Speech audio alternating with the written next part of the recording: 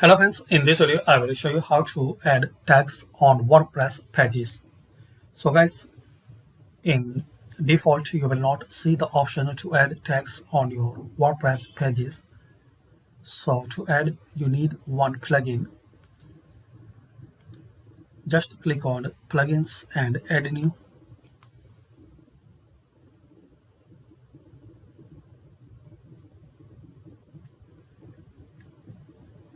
Now here search post tags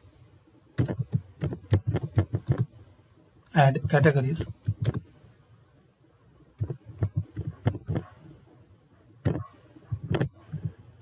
For pages.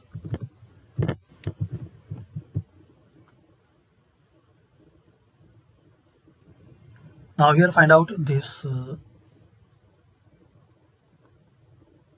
plugin, this one, post tags and categories for pages. Adds the bulk in WordPress categories and tags to your pages. Activate and install and activate. And once you successfully activate, create a new page or edit your old one.